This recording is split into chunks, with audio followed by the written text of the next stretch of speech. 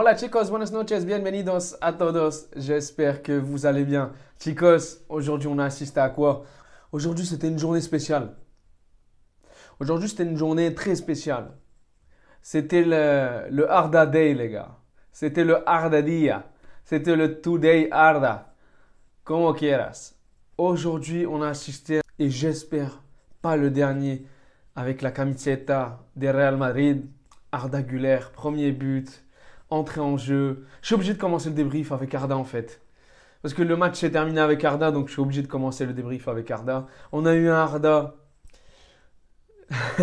ça se voit de par sa célébration, un Arda Güler qui n'a même pas célébré son but. Pour vous dire, le mec, il a vraiment envie de jouer, il n'est pas content de son temps de jeu, mais en même temps, il est jeune, il a envie de jouer. Le problème, c'est qu'il y a Toni Kroos. C'est qu'il y a Modric, c'est qu'il y a Camavinga, c'est qu'il y a Brahim Diaz, c'est qu'il y a Bellingham, c'est qu'il y a no sais qui. Eh les gars, il y a trop de joueurs devant lui. Mais normalement, Carlo, il doit quand même le faire un peu plus rentrer ou un peu plus tôt et pas attendre la 80 je ne sais quoi pour le faire rentrer. Le passeur, c'est Ceballos aujourd'hui pour Arda Güler.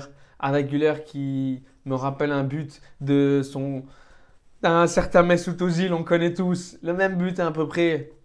Il y a un petit moment déjà, lors des débuts de Mesut Özil au Real Madrid. La page de Ceballos, elle est juste magnifique. L'ouverture, il a vraiment lu, il a vraiment vu l'appel d'Arda Güler. Entre remplaçants, ils se comprennent comme ils jouent dans le banquillo assez souvent. Un but mérité, un but qui fait plaisir à tout le monde. Le banc, tout le monde s'est levé pour fêter son but. Comme quoi, les gars, et même Carlo, il le dit après le match, c'est que Arda, son avenir, il est au Real Madrid. Ben oui, il est au Real Madrid. Mais bon, je pense qu'il aura plus de temps de jeu quand Kroos et Modric vont prendre leur retraite. Là, on aura plus de Arda Güler avec Valverde ou Valverde Tchouaméni. Moi, en tout cas, je ne m'inquiète pas pour son avenir.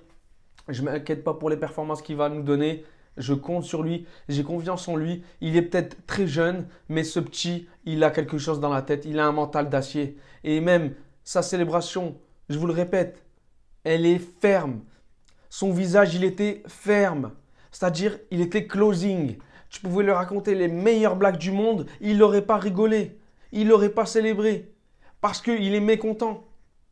C'est normal. Là, c'est là, tu vois, que le mec, il le veut, il en veut un peu plus. Il en veut encore plus. Ce mec, il veut jouer. Il veut être titulaire. Il veut prendre la place des grands. Et il veut devenir un grand. Et ça se voit. Et il a la marque des grands, les gars. Ça se voit, ça se ressent. C'est ce qui dégage en lui, en fait. Ça va devenir un très grand joueur. En tout cas, je lui espère de tout cœur. Vraiment. Arda Güler, continue, mon petit. Fais-nous plaisir. Rudiger, on part à la guerre. Je vous le répète, et encore, et encore. Rudiger, nouvelle coupe de cheveux, c'est le ramadan, 3 tates, un verre de lait. Toi-même, tu sais. En Karim, en Kabenwebe, vous-même, vous savez. 3 dates, un verre de lait, Rudiger, il part à la guerre. Benga. Eh ouais, les gars. Mais ce qui est dommage, c'est que le but, on ne lui a pas accordé. Voilà, c'est ça qui est chiant, quoi. Ça vient de lui. Le but, il vient d'où? Il touche qui avant? Il touche Rudiger. Mais le gardien, il fait pas. En fait, elle tape la transversale, elle retape le gardien et le but rentre. Il a fait un bon match, Rudiger. Franchement, chapeau, comme d'hab. Il tape tout le monde quand il célèbre. Quand il célèbre, il fait une danse chelou. Voilà, c'est du Rudiger, quoi. C'est un taré. C'est un taré, c'est un ouf. Rudiger, il a fait un très bon match, franchement. Et même le but, le premier but, il vient d'où? Il vient de lui. Et qu'est-ce qui se passe? Bah Vinicius, en 2 fois, en galère. 2 fois pour mettre le but. Et même le but, il n'était pas sûr. Il a eu du mal un peu quand vous voyez au ralenti Vinicius lors du premier but. Il a eu du mal à tirer, à frapper. Donc voilà, premier but, Vinicius, 1-0 durant quelques minutes. En fait, le truc, c'est que j'ai jamais douté de notre défaite aujourd'hui. J'avais confiance en la victoire du Real. J'étais vraiment confiant. Quand tu regardes le Celta Vigo, les gars, ce qu'ils donnent, franchement, c'est une catastrophe. Certes, ils ont eu des occasions, etc. Mais c'est nul, quoi. Le niveau, il est nul. Ils ont des joueurs, mais ils sont nuls. Menguesa, l'ancienne du Barça, qui s'embrouille avec Vinicius. Il lui tire le maillot. Vinicius, pétage de câble. Vinicius qui a eu du mal aujourd'hui à tenir encore une fois son calme. Lounine, certes, il se prenait des occasions, des petites frappes par-ci, par-là, mais Il était confiant lui aussi. Clean sheet, encore une fois, Lunin. Clean sheet est égal à Lunin. Bah oui, logique.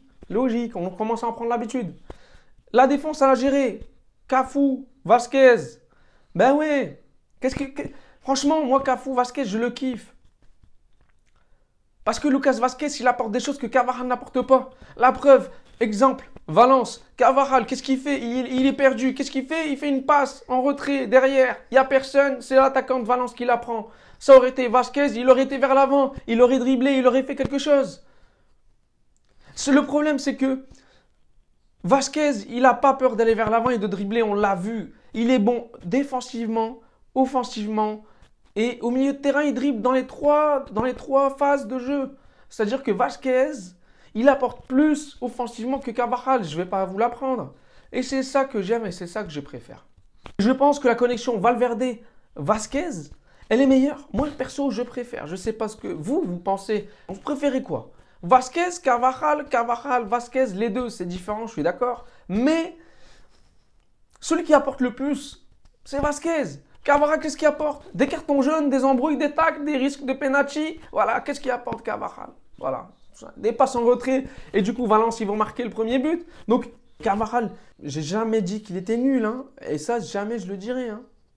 Mais, sur certains aspects, offensivement parlant, Vasquez, il apporte plus. Voilà, tout simplement. Point final. Mendy, il a fait du Mendy. Il a fait un bon match. La défense en soi, elle a géré. Lunin, il a fait ses arrêts comme il fallait. Le milieu de terrain, on a eu un Camavinga. Valverde et Modric. Modric, gros match Modric. Les deux buts, deux centres, ça vient des corners de Modric. Il a fait un gros match. Les récupérations, l'implication. Et quand il sort, tout le monde se lève. C'est normal, même moi dans mon canapé, je me suis levé. Ben oui, c'est logique. Modric, t'es obligé de te lever. À chaque fois, tu le regardes. C'est normal, c'est devenu une habitude. Modric, milieu de terrain, ils ont géré. Camavinga, il a fait un bon match. Valverde également. Mais Valverde, il faut qu'il cadre ses frappes. Valverde, il apporte dans le match, dans l'intensité de jeu, dans le côté défensif, dans la profondeur, quand il porte le ballon vers l'avant. Mais il faut qu'il cadre. Ça fait longtemps, je n'ai pas vu un but de Valverde, ça me manque. Franchement, Valverde, essaye de cadrer tes frappes. Por favor. Rodrigo, Brahim Diaz. On a eu en fait des occasions aujourd'hui. Il manquait la finition. On aurait pu, mais quand tu regardes, on a claqué 4 buts. On a mis 4 buts, mais on aurait pu en mettre plus. Si Brahim Diaz, si Rodrigo, ils avaient cadré leur frappe, s'ils avaient cadré, s'ils avaient bien fini, on aurait marqué plus de buts largement. Mais malheureusement, Brahim et Rodrigo, ils ont pêché aujourd'hui. Et c'est ce qui a manqué aujourd'hui, c'est quand même un peu de finition. Mais on a mieux joué que lors des derniers matchs en Champions League. Les 2 derniers matchs, ou Valence également. On a mieux joué, on a retrouvé un peu plus du Real Madrid, un peu plus conquérant, un peu plus joueur, un peu plus provocateur. Donc plus d'occasions, plus d'envie, plus de maîtrise aussi, beaucoup plus de maîtrise largement. Que ce soit défensivement, offensivement, au milieu de terrain aussi, moins de pertes de balles. Donc on a eu un match dans l'ensemble maîtrisé de la part de toute l'équipe. Les changements un peu plus tôt, j'aurais voulu. Mais malheureusement, on connaît tous Carlo, on a l'habitude. Donc il tarde au niveau des changements. Mais j'aurais voulu voir Modric. J'aurais voulu voir Kroos un peu ménager entre guillemets. Et voir Arda Güler à la place. Donc Arda Güler rentrer un peu plus tôt. Donc voilà, au niveau des changements, j'aurais voulu que ça soit autrement. Et aussi un peu plus tôt. Mais sinon, dans la globalité des choses, on a eu un match maîtrisé, mais j'aurais voulu que quand même Vinicius, en ce moment, je le sens un peu tendu et il perd patience, quoi. Faut qu'il se maîtrise, faut qu'il se canalise, faut qu'il fasse des séances de psy, franchement, pour le calmer, ou des séances de kiné, un massage, ça lui ferait du bien. Le carton rouge n'est pas loin. Il va s'en prendre un rouge bientôt, c'est sûr et certain. Certes, Mingueza, il ne doit pas faire ça, mais Vinicius, il ne doit pas s'enflammer comme ça à ce point. La rentrée de Rossellou, bon, on a l'habitude. Hein, il a des occasions, mais il ne les met pas au fond. Donc voilà, c'est un joueur qui n'arrive pas à mettre les ballons au fond des filets. Qu'est-ce que vous voulez que je vous dise? Chicos, on a eu un 4-0 facile, un Arda Güler today. On se retrouve pour le débrief de Naples-Barça que je vais regarder absolument et débriefer. Chicos, je vous souhaite un bon début de semaine et je vous dis hasta pronto. Ciao, ciao.